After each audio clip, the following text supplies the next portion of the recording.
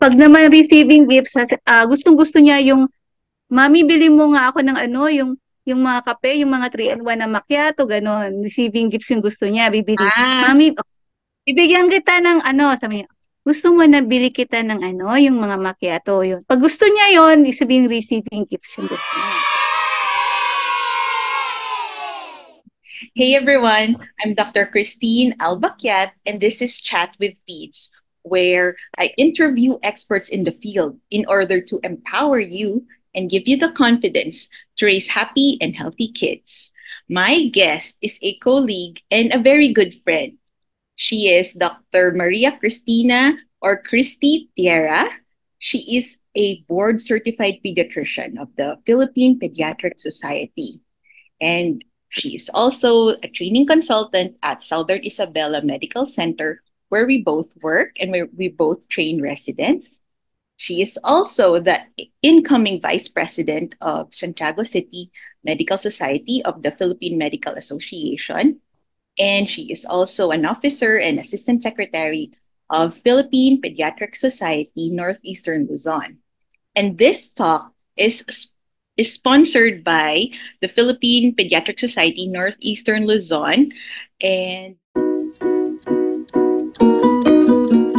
we are here to promote the project of PPS NEL, the project Teen Inspired. Dr. Christy is a wonderful resource for all the questions that I have on Gen Peds. And she is also a doting mother to 2 kids. So join me as Doc Christy and I talk about teenage pregnancy. Hi, Doc Christy. Welcome. Good afternoon, Tin. I'm so happy and I appreciate this opportunity to be able to talk to you in your show.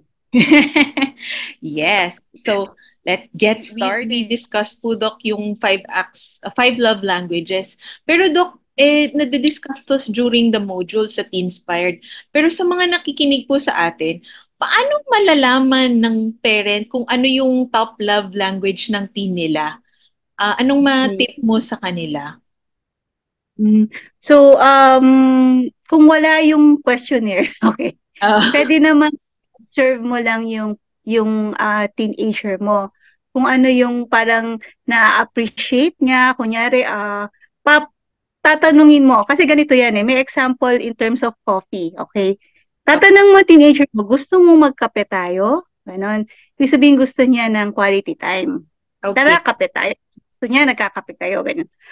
Pag sinabi niyang words of affirmation, kasi pag ganito, words of affirmation naman is, ano pa yun? Magaling ka. Lagi niyang gustong inaano siya, pinipraise. Oo. Kunyari parang pinagtimplahan mo siya ng kape, tapos sinasabi niya lagi, ang sarap ng kape mo, mami. Or kanya lagi na lang na-appreciate niya pag sinasabing, salamat, ang sarap ng kape mo. Or kanya gusto niya yung kina-praise siya. Sinasabi niya, ang galing-galing mo talaga. Parang ganun. Words of affirmation yung gusto niya. Okay? Pag kunyari, pinagtimpla mo siya, tapos sinasabi niya, ang sarap ng kape mo, mami. So gusto talaga niya yung words of affirmation, not really the kape. Parang, Okay. parang lagi niyang na-appreciate, sinasabi niya in words lagi yung gusto niya or yung na-appreciation niya sa'yo. Pag naman receiving gifts, gustong-gusto niya yung, "Mami, bili mo nga ako ng ano, yung mga kape, yung mga 3-in-1 na macchiato," gano'n. Receiving gifts yung gusto niya, bibili. Ah, "Mami, bibigyan kita ng ano," sabi niya, "Gusto mo na bili kita ng ano, yung mga macchiato," yun. Pag gusto niya yun, ibig sabihin receiving gifts yung gusto niya. Tapos yung quality time na sinabi ko kanina, yung ano, magkakape tayo. Pag physical touch, parang ano lang naman, hindi naman, may mga bata kasing mga teenager na gusto lagi nila yung, gusto nila nag-hug and kunyari nag-hold hands with their parents. Pero kunyari, bibiruin mo na lang na, ang lamig ngayon, yakapin na lang kita, parang kape, ganon. Parang, can I hug you like a warm cup of coffee? Parang ganon. So, there are more ways than one to check what your child's love language is. So parang as you alam kasi mula pagkabata hanggang teenager, mamano-notice mo rin yun eh.